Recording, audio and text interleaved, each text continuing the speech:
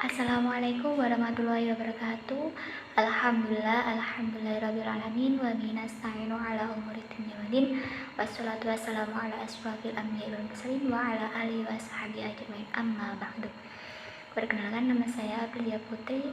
Pada kesempatan kali ini saya akan bahas sedikit tentang prinsip-prinsip penyampaian dakwah.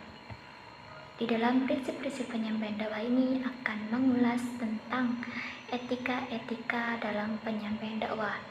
Langsung saja kita ke poin yang pertama, yakni etika dakwah dalam Al-Quran. Kitab suci Al-Quran menjadi panutan bagi umat Islam karena di dalamnya terdapat segala hal yang berkaitan dengan setiap sendi-sendi kehidupan manusia, dan hal ini yang membedakan Al-Quran dengan kitab-kitab suci agama lain. Di antara pundi-pundi makna Al-Quran adalah tentang etika dalam berdakwah, sehingga dalam berdakwah harus memiliki etika yang berpedoman kepada Al-Quran. Terdapat beberapa ayat yang menjelaskan mengenai etika berkata dalam wahyunya. Kemudian seorang juru dakwah atau seorang dai pada hakikatnya mengingatkan dan menyadarkan serta mengajak untuk mentaati Allah dan Rasul-Nya, sehingga seorang juru dakwah hendaknya mampu berkata dengan perkataan-perkataan yang layak digunakan dalam berdakwah. Dan ada beberapa jenis perkataan yang disebutkan di dalam Al-Quran. Jadi seorang dai itu harus mempunyai etika dalam menyampaikan dakwahnya. Terus kemudian yang poin kedua, yakni ada etika komunikasi dakwah dalam Al-Quran. Ketika etika dikaitkan dengan komunikasi, maka etika itu menjadi dasar pijakan dalam berkomunikasi antar individu atau kelompok. Ketika etika memberikan landasan moral dalam membangun tata sosial terhadap semua sikap dan perilaku individu atau kelompok dalam komunikasi.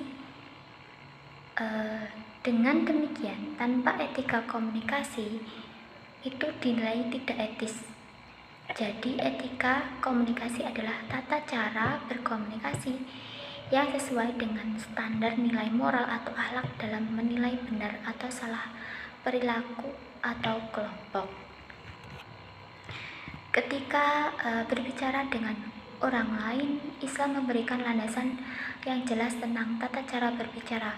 Tata cara berbicara kepada orang lain itu misalnya harus membicarakan hal yang baik, menghindari kebatilan, perdebatan, pembicaraan yang rumit, menyesuaikan diri dengan lawan bicara, jangan memuji diri sendiri, dan jangan memuji orang lain dalam kebohongan. Ketika etika dalam berkomunikasi dalam Islam didasarkan pada prinsip-prinsip ajaran Islam yang bersumber dari nilai-nilai ilahiyah.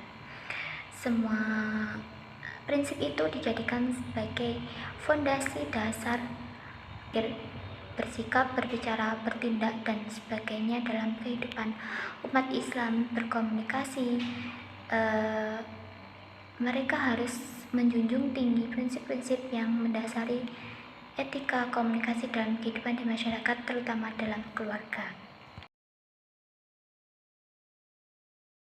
Kemudian ada 6 prinsip komunikasi dakwah menurut Al-Quran. Yang pertama, prinsip qaulan karimah atau perkataan yang mulia. Yang kedua, prinsip qaulan sadida atau perkataan yang lurus atau jujur atau benar. Yang ketiga, prinsip qaulan ma'rufah atau perkataan yang baik. Yang keempat, prinsip qaulan baligho atau perkataan yang efektif atau keterbukaan atau perkataan yang membekas pada jiwa. Yang kelima, yakni prinsip qaulan layyina atau perkataan yang lemah lembut. Dan yang terakhir, yang keenam, yakni prinsip qaulan maysura atau perkataan yang pantas. Nah, yang prinsip yang pertama yakni prinsip qaulan karimah. Dilihat dari segi bahasa, karimah berasal dari kata karoma yakrumu karman karimun yang bermakna mulia. Al-Quran mengingatkan kita untuk menggunakan bahasa yang mulia, yakni perkataan yang memuliakan dan memberi penghormatan kepada orang yang diajak bicara sebagaimana dijelaskan dalam Al-Quran Surat Isra ayat 23. Dakwah secara kaulan kalimah ini dapat digunakan ketika menghadapi mad'u atau seseorang yang tergolong lanjut usia, dan perkataan yang digunakan adalah perkataan yang mulia, santun, penuh penghormatan dan penghargaan, tidak menggurui dan tidak memerlukan retorika yang meledak-ledak karena mereka mudah tersinggung. Terus kemudian ada prinsip kaulan sadida. Menurut Jalaluddin Rahmat mengartikan kaulan sadida sebagai pembicaraan yang benar atau jujur. Sebagai orang Islam, ucapan yang benar atau ucapan yang sesuai dengan Al-Quran, As-Sunnah, dan ilmu. Al-Quran menyatakan bahwa berbicara yang benar adalah persyaratan untuk kebenaran atau kebaikan kemaslahatan amal. Bila kita ingin memperbaiki masyarakat, kita harus menyebarkan pesan yang benar. Dengan kata lain, masyarakat menjadi rusak bila isi pesan komunikasi tidak benar. Dalam penyampaian Islam ini diperlukan sebuah kemasan yang cermat, jitu, dan tepat sehingga dapat mengenai sasaran.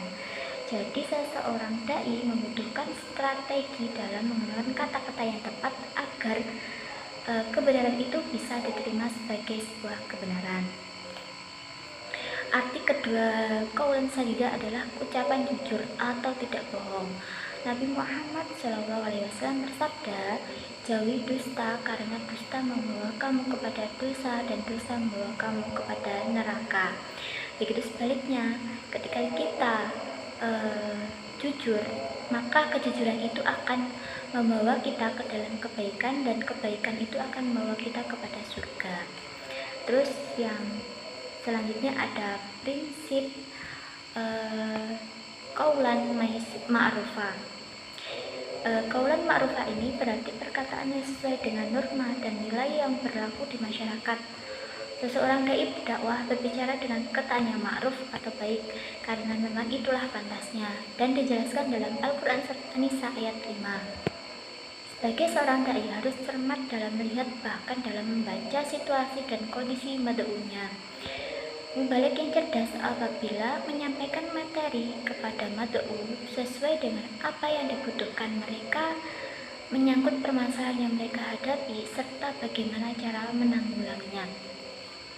Seperti halnya kesuksesan Rasulullah SAW dalam berdakwah. Beliau mengetahui dan memahami psikologi dari mad'u yang dihadapinya sehingga beliau tahu kapan dan saat di mana ia harus berbicara. Rasulullah SAW dalam membina masyarakat ditandai beberapa hal, yaitu argumen yang kuat, susunan kata yang seksama, dan akhlak yang mulia. Kemudian ada yang keempat ini ada prinsip kaulan baligho. Kaulan baligho adalah frase yang terdapat dalam Al-Quran. Baligho berasal dari kata balago yang artinya fasih. Dalam konteks komunikasi, frase ini dapat diartikan sebagai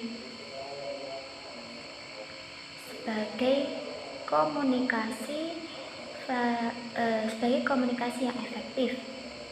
Pengertian ini didasarkan pada penafsiran atas perkataan yang berbekas pada jiwa yang terdapat dalam Al-Quran Surat An-Nisa ayat 63. Di dalam ayat tersebut memberikan isyarat bahwa komunikasi itu efektif bila perkataan yang disampaikan itu berbekas pada jiwa seseorang.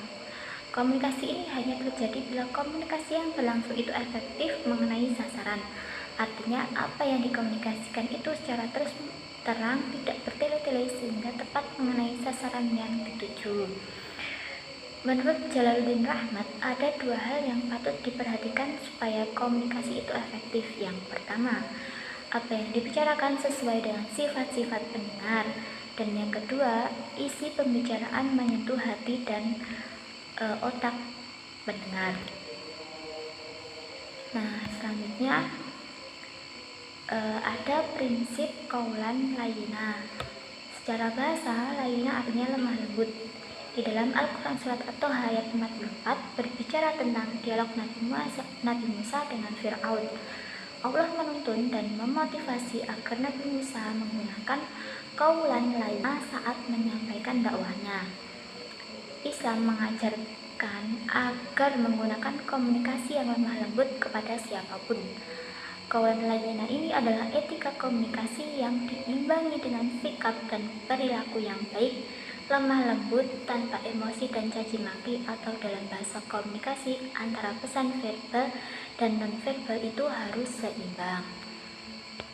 Bila dihubungkan dengan dakwah, kaulan lainnya ini dapat dilakukan dai dengan sikap lemah lembut ketika menghadapi mad'u atau sasarannya agar pesan yang disampaikan.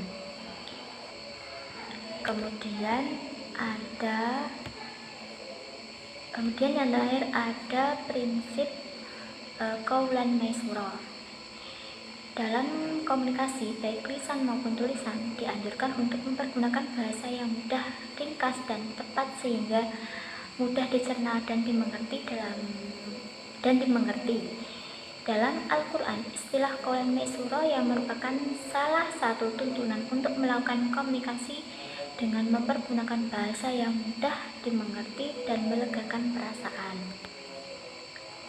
Misalnya di dalam surat Al-Isra ayat 28 yang menjelaskan bahwa maisura sebenarnya berakar pada kata yasaro yang artinya mudah atau pantas. Di dalam dakwah, kaulan maisura dapat digunakan oleh dai sebagai teknik dalam berdakwah agar pesan yang disampaikan mudah diterima, ringan dan pantas, serta tidak berliku-liku, yakni dengan cara mempertimbangkan dan memperhatikan mad'u yang akan dijadikan sasaran sebelum menyampaikan pesan-pesan dakwahnya. Jadi itulah sedikit penjelasan dari saya mengenai prinsip-prinsip penyampaian dakwah.